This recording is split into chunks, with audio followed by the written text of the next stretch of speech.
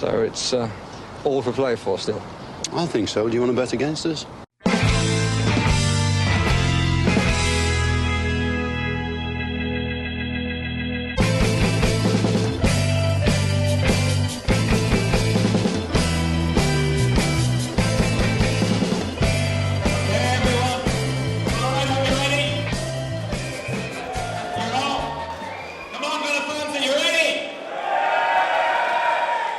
A bit better.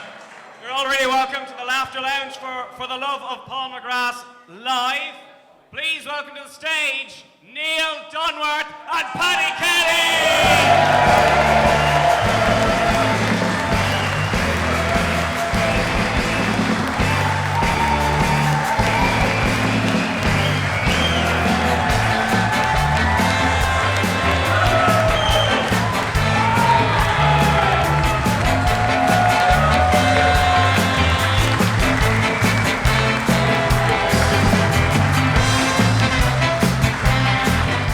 Thanks very much, everybody, for coming to our live podcast here in the Live Lounge. And I've just realised I don't need to shout because the microphone is quite loud. We're new to this crack, okay, everybody? We're new to this crack. And if you just won't give me a moment, I just want to remove my backpack for a moment. Paddy, fill time. Dora, don't lose your backpack.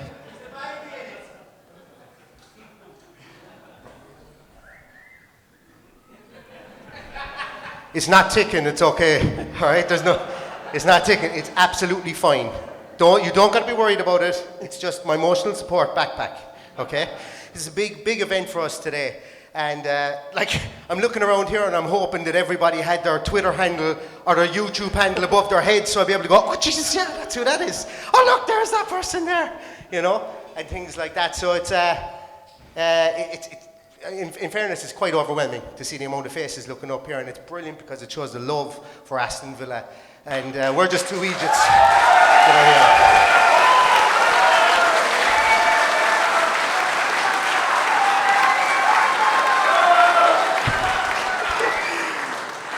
Genuinely, that means an awful lot, that big round of applause. It's kind of settled me a small little bit. I said I wasn't nervous, but, you know, you can't help getting the Bruce Grobbler legs, you know, as you kind of... That's a reference for the older people here. The younger people here, YouTube it, Google it, whatever, you know, you'll find the Bruce Grobbler legs.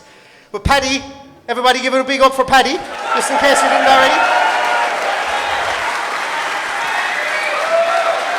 We love you, Paddy. We do. Oh, Paddy, we love you.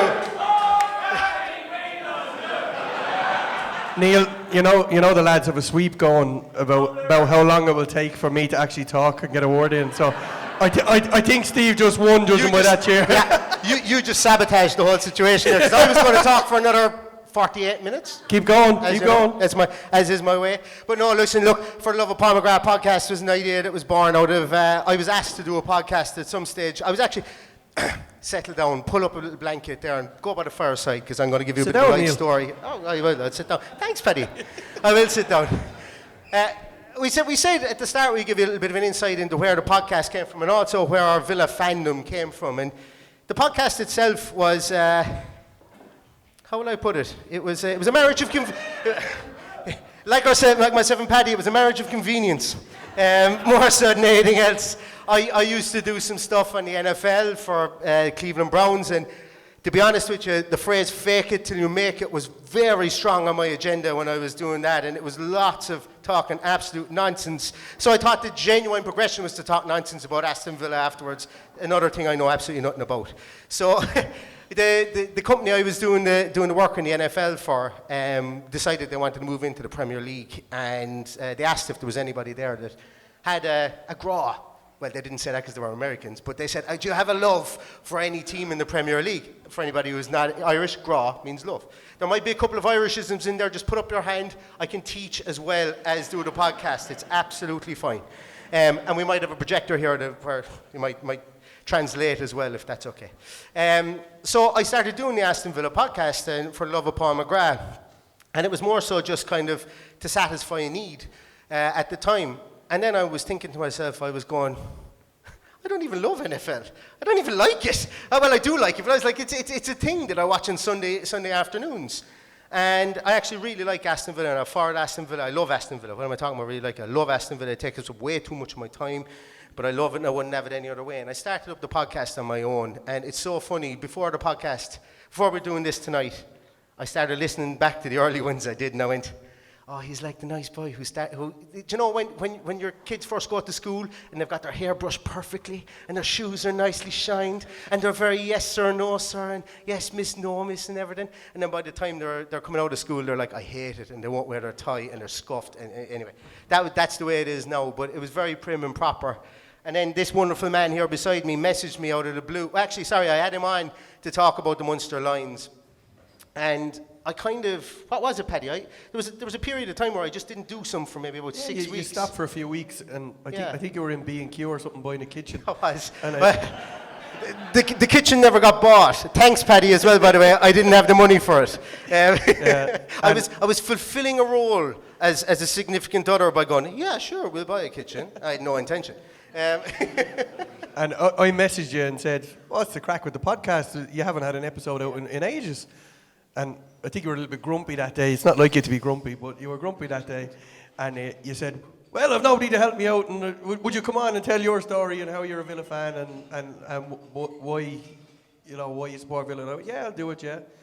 And I think that was about 4 weeks before lockdown. Yes, yeah. And it was February just before lockdown. Yeah, and then February the 9th, I actually think I still have the message on my phone. I looked at it this morning, but February 9th, if anyone's writing it down, that's an important date. The inception of Paddy being in the podcast. No, I was very reluctant to come on the podcast because... Wasn't his arse. He messaged me. Let's not... I messaged you to keep it going. I didn't message you to come on. I love it. So what happened was, we did the podcast, and then the following morning you put it up on Spotify or whatever. And I get this message from a fella called Kieran O'Callaghan. Where is he? Kieran is over here somewhere, I think. Where is he? There he is. Hands up, Kieran O'Callaghan. Kieran, I recorded a podcast and I told a story about how I became an Aston Villa fan. And the next morning I woke up to this lovely message from Kieran O'Callaghan. It's still on my phone. And he said, the two of you need to keep going at this. I really enjoyed that podcast. Would you not go on again and keep it going? And as a result, 2 or 3 weeks later was the Carabao Cup final, and I was going to it, and you had me back on the week before and week after, and it's just then we had lockdown, and then we had loads of different people on and told stories and stuff like that, and that's where it came from. And and we're joined at the hip ever since. Sorry, Barbara, and sorry everybody else, but we are taken. We are taken. This is our big party. Oh, you even moved over to sit beside you. Even moved over to sit beside me. See, that's the allure. That's the allure. Well, Paddy, there's loads of people here today, and I suppose so the name for the podcast is something we're going to get to in a moment. Thank you very much, bar staff. Thank you. The name for the podcast is something we're going to get to in a moment, and it actually ties into this. But there's some people here that might not. You referenced the podcast where you said how you became an Aston Villa fan, and contrary to popular belief, you know, we didn't come out of the womb wearing claret and blue, much not as we would have liked to. We didn't. But we all had to fall in love with this club. I think like most people in Ireland, you have to fall in love with the club. Obviously the Brummies that are here, you're probably born into a clan. And big round of applause for those who have travelled today. Incredible the amount of people who've come over from Birmingham. It's absolutely fantastic. But Paddy, do you want to tell everybody here how you actually became an Aston Villa fan? Because, lads, buckle up. Paddy wasn't always an Aston Villa fan. If you haven't heard this one before, you're probably not going to... The mask is slipping. So, can you all hear me? Yeah. Okay. I can hear feedback from Neil, but Bit excited. So, unfortunately, and there's a few of them in the room, when I was a kid, I was a Liverpool fan. All right, we get it out of. And one day, I remember the day because it was the first day I heard Bryan Adams singing "Everything I Do It For You." Is that the name of the song? And Robin Hood, Prince of Thieves. The song had just gone into the charts at number 1, and there was a heat wave in Ireland, And I was lying in bed looking out. I was on my school holidays, and it was absolutely sweltering. I think I'll stay here. Next thing, my mother opened the door and said, "Your father's on the phone." And I went, "Uh-oh, something wrong here." Because he never ring me lying in bed. So, got out of bed, went into the room, picked up the phone, and he says to me, "Steve Staunton is gone." And I went, "Oh, fuck." I said, where's he gone? "Aston Villa." "Oh, no. Who are they?" So, literally, Steve Staunton became my hero when I was a kid. I played left back. I was totally one-footed, left-footed. Everything I did was just, I idolised him. And long story short, my neighbour, funnily enough, was an Aston Villa fan. And my dad is there, by the way. This is my dad here at the front. I'll give him a Mr. McGinney. I don't think I need to tell you all. You all know he's a Man City fan, so we've spoken about him many times. Yeah.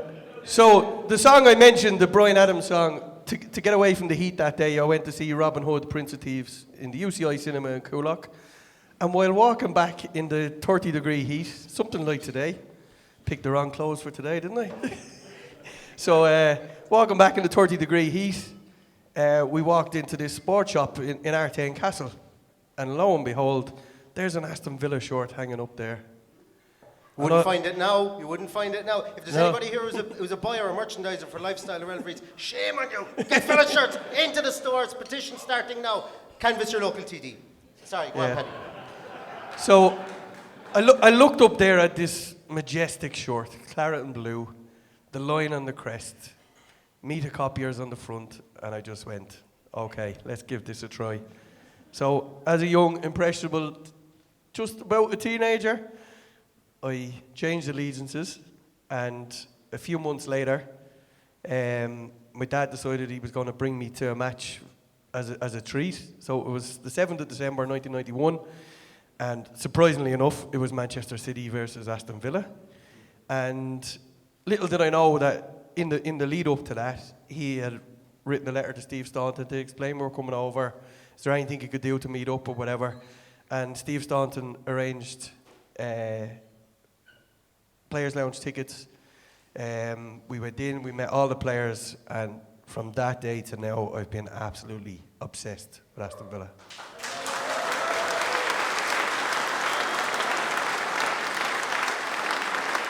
Paddy, you left out an important detail about how obsessed you are with Aston Villa and Steve Staunton.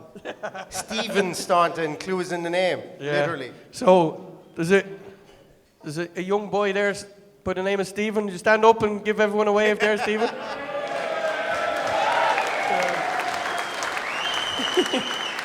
So there's no prizes for guessing where his name came from. Unbeknownst to his mother, I floated the name, and she kind of agreed in the lead up to him being born. So I was very happy that she agreed to call him Stephen if it was going to be a boy. And yes, there's every truth in the rumour that my daughter Robin, who can't be here today because it's an over-18s event, she's named after Robbie Keane, another Villa player. Robin Olsen, I thought it was. Robin Olsen, Paddy, did you not say that? Oh, no, I don't know about that. And Paddy's story, Paddy's kind of origin story, if you want to call it, for any Marvel comic fans in the crew. Paddy's origin story is not too dissimilar to mine. Actually, it is. It's really dissimilar to mine. The only thing that's similar is our fathers are involved, and my dad just happened to be sitting in the sitting room the day that I started following Aston Villa. But it was a very pivotal role, Dad, and I don't think you've ever heard this story, and he's down there as well today. But when I started following Aston Villa, it was, I was maybe about 7, so it would have been 1992-93 season. And yes, if you want to call me a glory hunter, I probably was, unbeknownst to myself. That's fine. But back in the day, back in the yonder, long ago, RTE, Radio Television, and the Irish broadcaster, used to carry games at 3 o'clock on a Saturday. An absolutely mental thing that we'll never see happen right now. 3 o'clock games on a Saturday. Blanket ban now, but back in the day, Sports Stadium used to carry games. The wonderful Jimmy McGee, for anyone who was old enough, would have been on, and Peter Collins and George Hamilton. They would have had all the array of commentators on, and it was a real big thing. 3 o'clock games we used to get over here. And one day I happened to see Aston Villa versus Crystal Palace. And I remember it because they're two very interesting names. And that's why it kind of jumped out at me, that they're exotic sounding names, if you want for a better word. But most players, like, the game was back and forth. I think it might have even been a 0-0 draw. I can't really remember.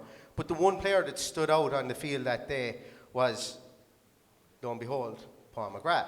And I know I was only 7, and it's very weird. It's very weird that you'd be drawn to someone at the back line, but the ball was just magnetized to him that day. It was impossible. Even if you were looking backwards into the TV and listening to the radio, you would know who the standout player was that day. It was that obvious at the time, and it was Paul McGrath. And I thought nothing more of it. And then on the Wednesday afterwards, it was just before international break, and the Wednesday afterwards, Ireland were playing. There he was, standing again with the number 5 on his back, and I made the connection. I went, he's Irish. He's Irish. And then from that day on, I had to follow the team he played for, which was Aston Villa. Thanks be to Jesus. And that's where the name for the podcast comes, For the Love of Paul McGrath. Because I follow Aston Villa for the love of Paul McGrath, because I love him. And that's where the name from the podcast comes.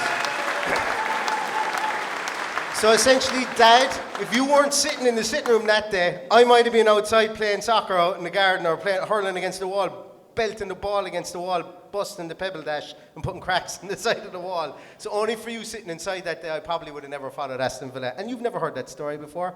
So there it goes. That is my origin story.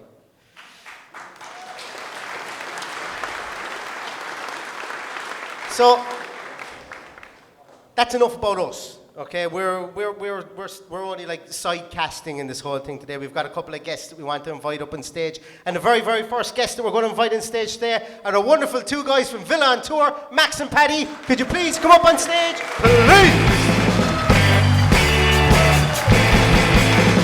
Max and Simon! Shit! Max and Paddy, yeah. Well, there it is. No one said it was going to be perfect. No one said it was going to be perfect. What was Max and Paddy from? That was a comedian, really. And I wouldn't mind.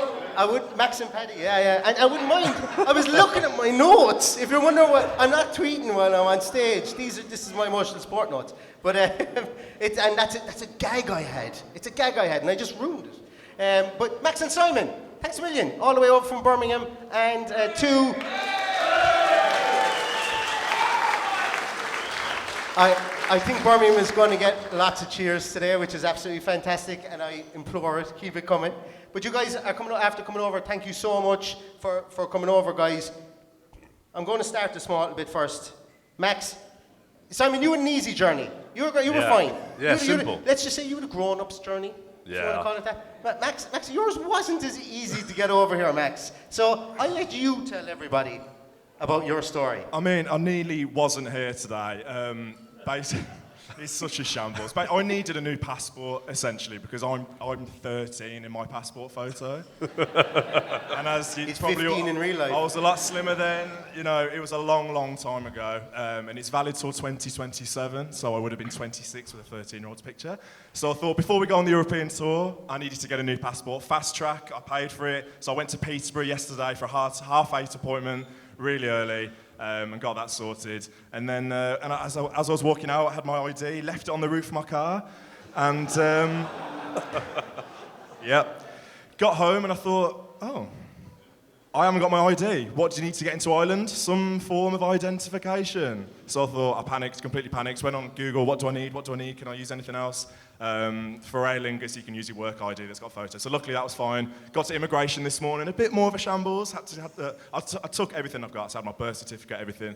The lady on immigration wasn't happy, but I got in eventually. So I'm here, luckily. And you got one of those propeller planes.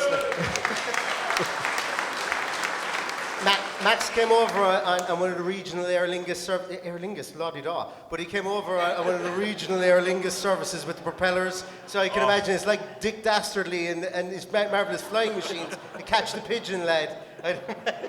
It was a bit nerve-wracking. The only other time I've been on a propeller plane was in Leipzig when we played them in pre-season in 2019, and that was a horrific journey, so I wasn't really looking forward to it, but it was fine. The journey today, luckily, in the end, all good. Excellent, yeah, and we're delighted to have you, aren't we, everybody? Simon had a much smoother journey. He came with the Paddy taxi yesterday, and we took a little side trip to Croke Park. How did you enjoy it? Do you know what? I absolutely loved it. You know, this is like the third or fourth time I've been to Ireland, I think. Never done anything like that. But went to Croke Park, and I was genuinely really interested in the Gaelic football and hurling. And I think I said to a couple of the lads that I think my next trip will be over, you know, with you guys to see a hurling or a Gaelic game. So yeah, absolutely loved it. It was really good. Sounds like an excuse for another podcast next year. Maybe. Or an excuse for another beer or something like that. Yeah. Just a beer will do. Exactly. Yeah. And if you think I didn't get pictures of them beside Tipperary jerseys, and no offence to anybody from Tipperary, but being a proud Limerick man myself, and the fact that it's just Champions County, I think is what we're going to call it at the moment. That's kind of what it is.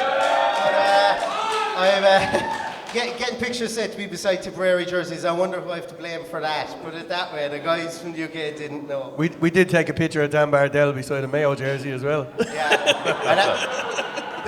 that was for you, Noel Connaughton, because of your love for the beautiful people from the county of Mayo.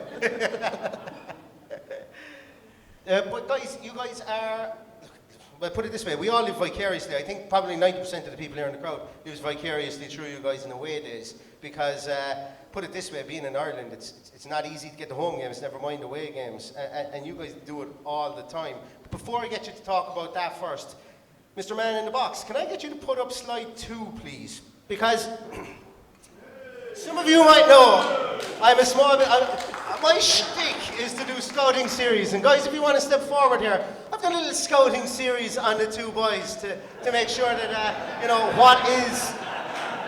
You know, I kind of rated them in certain areas, if you know what I mean, and I think the guys should maybe take a look at it. So if you want to throw up slide 3 there, don't worry, I'm not going to absolutely barrel you all. I'm not going to barrel you all together, but if you want to throw up slide 3, please, Mr. Man in the Box. I've rated you in a couple of areas, because obviously being an aficionado of your podcast, I've rated you in a couple of areas, as you can see here. So number 1, your height is 30,000 feet above sea level usually, because they're going to be like that when they're in the plane, and their legs are home and away, so they can play with ball. Look, listen, your ability to pack of Redditch is 2 stars, and it's only simply because I'm jealous of all the Luke gear that you have, and you always only seem to be wearing Luke gear, so I've given you 2 stars for ability to pack. The garden videos, Simon, this one is for you. Yeah. You're potty mouthed, man, in those videos. I had to give you only 4 stars. This is me being a bit ironic in that one there as well. Hidden cameras, the hidden camera is reference to the one. How do you hide it? Like when you're doing match score reactions on your... Well, believe it, I mean, I've been doing this for 5 or 6 years, and I'm still always nervous about who can see me, because football vlogging, like, people aren't always a fan of it. I get that, so I try and keep it discreet. Keep it in front of my chest, film myself very rarely during the game, to be fair, literally not a lot at all. So yeah, I keep it nice and discreet. I don't want to push it on people either. People behind might not want to be on the video. Fair enough, so I'll just keep it to myself. Yeah, and obviously that breeds into the youthfulness and sex appeal, which I think you can all agree that I ran out of things to say. They exude those characters straight away, youthfulness and sex appeal. But they're the guys from Villa and Tour. I just said I do a little kind of scouting series. Love that, love it. Guys.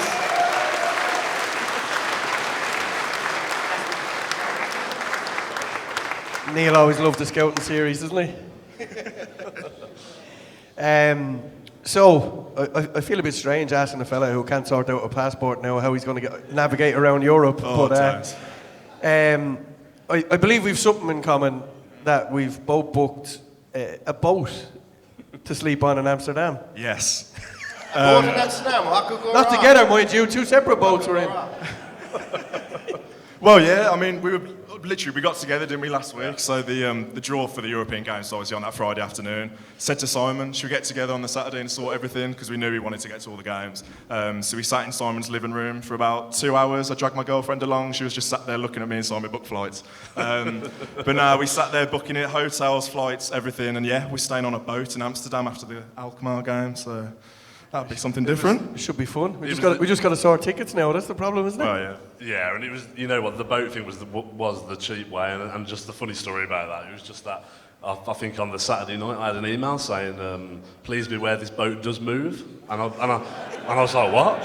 I sent the screenshot to Max. I said, I don't know where we're going to end up on this boat. I really don't. So, but you know, mate, it was cheap. It was quirky because some of the hotel prices in Amsterdam are quite expensive, but it was just to make it cheap with all the European trips we have got on the horizon. So yeah, it'll be a laugh.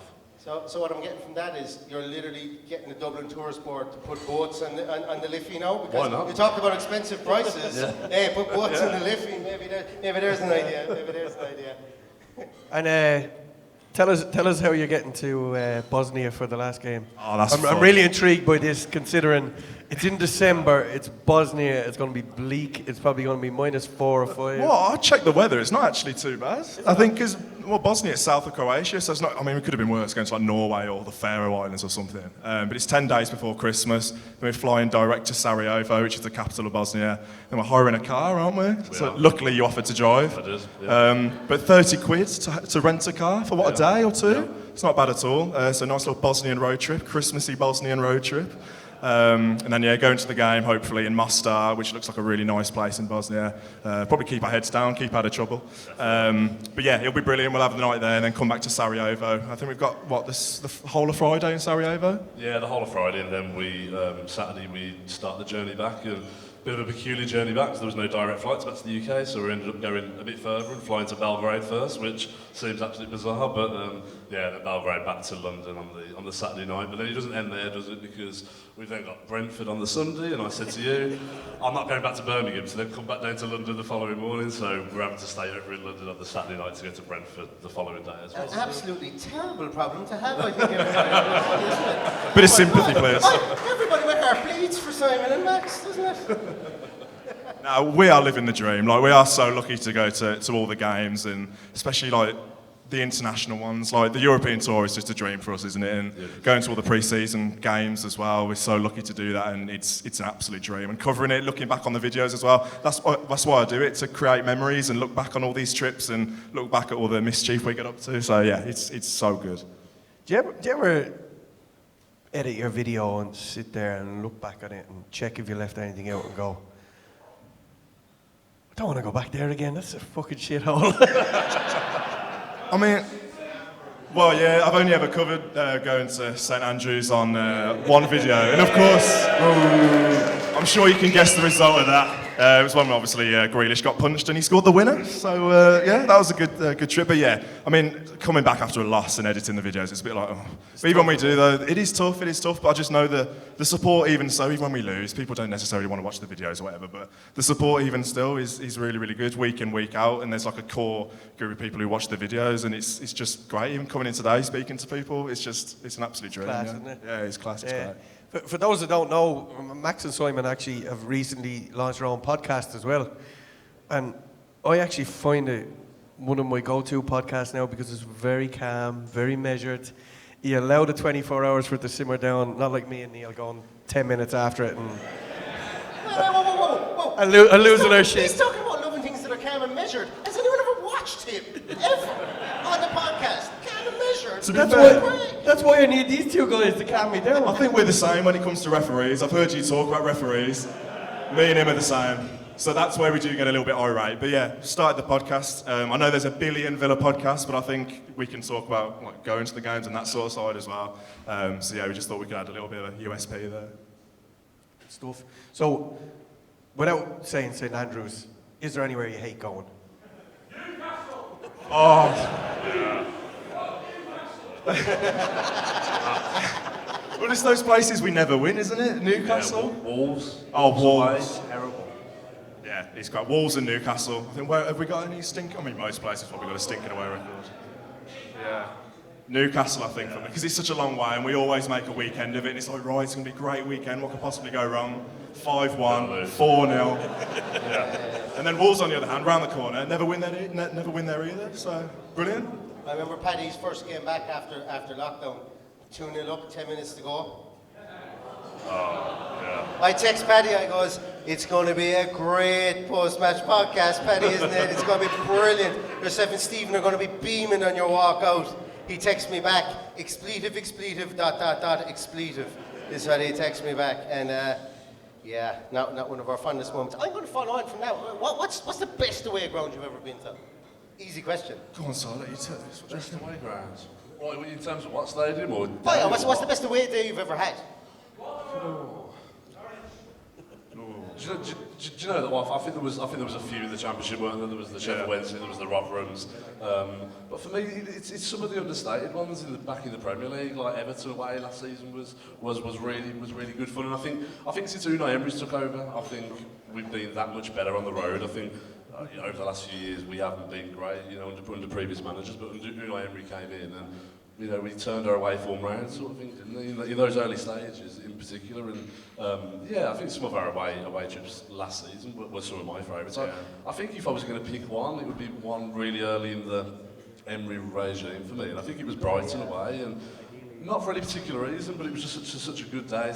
Sitting on the beach, it was good weather, sitting on the beach having a beer, then off to the match. I think the most important thing about that trip was we were just about to go on the World Cup break, and we got the win away in Brighton as well. That was a magic day for everybody, no matter where you were watching. Yeah, I think that the Tottenham game as well, was it New Year's Day? Yeah. That was a really the tactical masterclass that day was absolutely unreal. 6 at the back. Yeah, love it. Robin Olsen was excellent that day. My favourite, I don't know whether it was an away day though, it was Albion away in the playoffs when we won on penalties. Unbelievable. It was... Round of applause for Jed Steer. Absolutely unbelievable. It was a sticky, hot night. The weather was like it was today. And just, they were all over us that day, weren't they, to be fair? The atmosphere at the Hawthorns for once was very, very good. And it went to penalty, extra time. I remember the stadium announcer was really loud, shouting, Baggies fans, get up for it. I was just like, shut up, this game felt like it went on for 3 hours. And the penalty shootout, I never really felt like we were going to blow it. I mean, Albert Adoma had the chance to win it, didn't he? And he blazed it. He did. Ended up in your garden, but yeah, unbelievable. And to win that penalty shootout and watching all the players dance in front of you, honestly, I'll never forget that. That's my favourite. Yeah, Jed Steer, unbelievable night. It's interesting you mentioned Uncle Albert, because Uncle Albert used to always come up in clutch situations. And last night when we were out for a few pints, Simon Lyons was being called Uncle Simon because he was definitely man of the match last night. He came up in clutch situations, is what we'll say. I can't go into too many further details on that, but anybody who was there will know. So Uncle Simon is on stage today.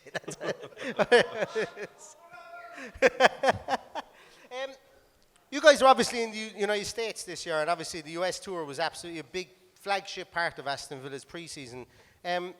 Give us a kind of an insight, I suppose, without going game by game or anything, but give us an insight of I suppose, the want or the love for Aston Villa that was over there. Was it mostly expats, or was it a new breed of fan that's been brought over there? Because that was essentially the idea of it. I think it was a mix, to be honest. I think that we met a lot of expats.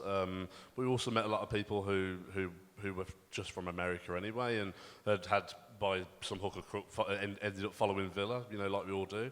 I think the experience in America was just incredible. I mean, we met so many people, so many friendly faces, and I think by doing the vlogs and doing the podcast, you don't realise how many nice people there are out there. The volume of people that come up to us, buy us drinks, talk to us, and just say really nice things about us. I always reflect on that and think I don't think we'll ever be able to say thank you enough for that. Genuinely, even today in Dublin, everyone's been absolutely fantastic. And that's what you say. You say you don't realise how many nice people there are. Well, I can tell you, there's 280 nice people sitting outside there. Absolutely, it's absolutely fantastic. It's beyond our wildest dreams. We never thought this is a drunken idea in Lichfield, as I say, and two Egypts that were too stubborn not to put it on. And well, actually, I'll say him because it was all Paddy driving for us. So I'll get onto that later. But in fairness, it was the two boys and Dan that night that sowed the seeds. I think you should tell that story about how this whole thing came about, that drunken night in the funny thing is, Max, you weren't drinking that night, so your story is going to be wildly different to mine. Paddy's. All five of us could have different stories, Max. I'd say your recollection is probably more the truth than ours, but honestly, these guys got absolutely nailed. And thought, should we do a live podcast in Dublin? I was like, what are you talking about? But fair play. I thought it was Look your where idea. We are now. I thought it was your idea. Definitely wasn't. No, it wasn't. My recollection was that you said, why don't we come to Dublin and do a show? Yeah, I mean, I thought, I'll come and sit in the crowd and watch you guys smash it, but here we are on stage. But yeah, I must say, guys, you've absolutely smashed this. From where this sort of all started in that pub in Lichfield to where we are now, like you've smashed it. Yeah, it's crazy. Fair play.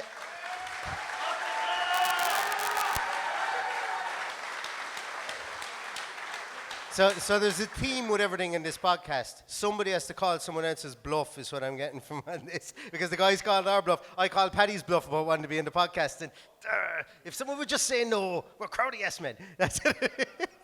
Lastly, before I let you guys go back down and enjoy your well-deserved and earnest points, Max, you had a massive, I suppose, I'm going to call it a massive highlight, I would say, and correct me if I'm wrong.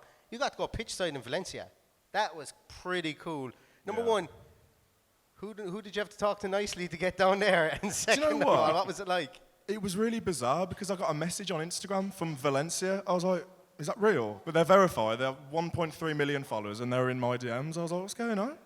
And they were like, obviously Villa are coming over. Do you want to come pitch side, have a bit of hospitality? I was like, are you sure? I just kept checking, is this real? And then they gave us their email address and we started talking and stuff. So we went over there and me and the girlfriend went on the pitch and it was absolutely unbelievable. They were so nice, genuinely. The Valencia staff over there was so lovely. We got free scarves, free hats, got to go pitch side and watch the players warm up. So yeah, it was a great experience. And Valencia was great, wasn't it? It's a lovely city, Valencia is. And just going to these trips and yeah, Valencia was a great place, wasn't it? Yeah, it was, and I think I personally love pre-season. You know, there's nothing riding on it. We get to go on these absolutely incredible trips, see these places, do some sightseeing. We always win as well. Exactly. But then we don't start the season too well either, do we? So but no, pre-season I absolutely love it. The trips, the people you meet, and it just feels all very relaxed, doesn't it? So yeah, Valencia was a great trip as well. Well, I think I say on behalf of everybody, keep doing what you're doing. I live vicariously through you in away days. I get a sense of feeling about what an away day is like. It's been a long time since I've been on one. And if you guys ever stopped, it would be an absolute massive hole in my heart. So please continue to keep on doing it. Everybody, Max and Simon, thank you so much from Villa on Tour.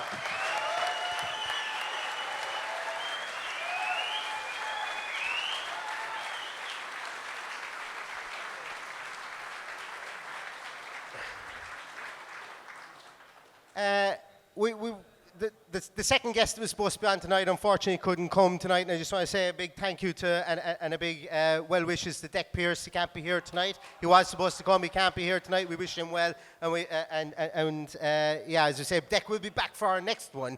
If we ever do a next one, Deck will be here. But in the meantime, there's a couple of people who have reached out to us regards. So like, this phone genuinely has the running order here. This is how unprofessional we are, but it's okay. You guys know my state at this stage. But one thing I want to say is there's a man here by the name of Kevin Murray. Will Kevin Murray stand up wherever he is? Because it's Kevin Murray's birthday today, and Kevin Murray got engaged. And his wonderful wife-to-be emailed me this morning to say, make a big fool out of it. So I said, and put it up on YouTube. So I said I would. Kevin, thanks a million for coming. And you've your wife-to-be. I hope that doesn't ruin the whole thing. Oh my God, I never thought. It could be all off after this. I shouldn't have done anything. Wait, that's exactly it. Well, that was my next question. Sing him a happy birthday. Yeah, we've got time to get day to you. Happy birthday to you. Happy birthday, dear Kevin. Happy birthday to you.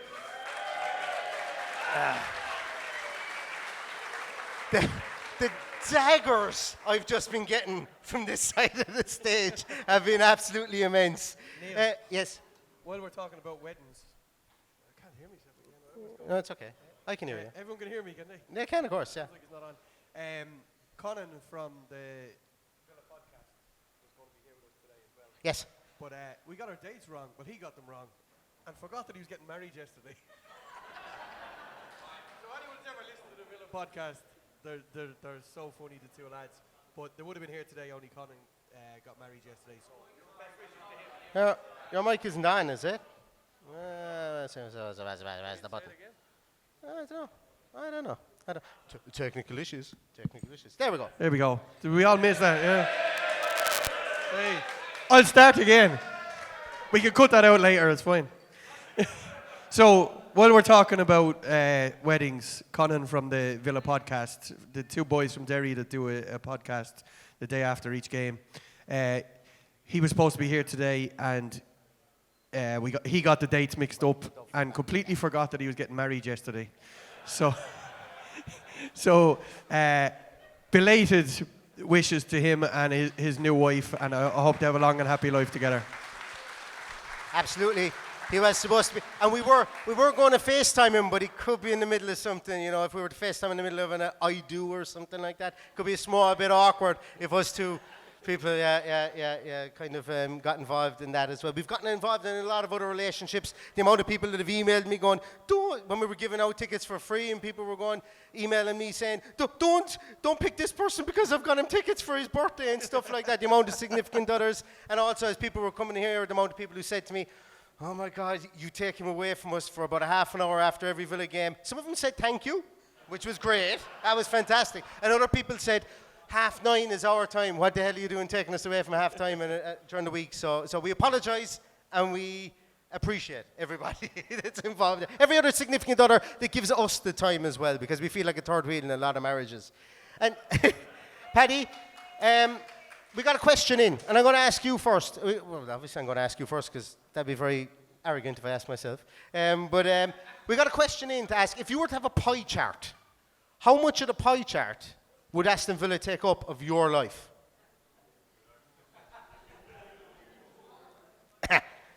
your wife and son are in the Thanks audience for that. as well, by the way. Do you want to answer it first, seeing as it's your question? Look, it doesn't take up all of my life. I suppose when you take work and take family out of it, it takes up the rest. So what's the rest? Well, I probably should have put that question to my family. And I should have probably put that to God. That's I was there the other night cooking dinner, and it was actually Max and Simon's podcast I had on cooking dinner, and my son walks in. My son walks into the room and just rolls his eyes as if to say, another fucking Villa podcast.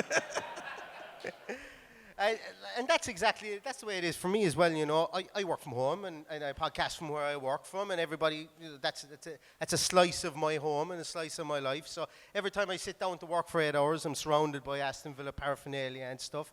And, you know, like literally from about 8:30 most nights, because of the frequency of the podcasts, whenever I feel like it, which is most nights, is to do one. And it does take up quite a big time. And it was just an interesting question, because I never sat down and thought of what would it look like about the encapsulation of how it takes up parts of your life. And it does. And you know what, Paddy? I suppose the biggest reason I wanted to ask that is because I wouldn't have it any other way, just like every single person who's out here. You make it work.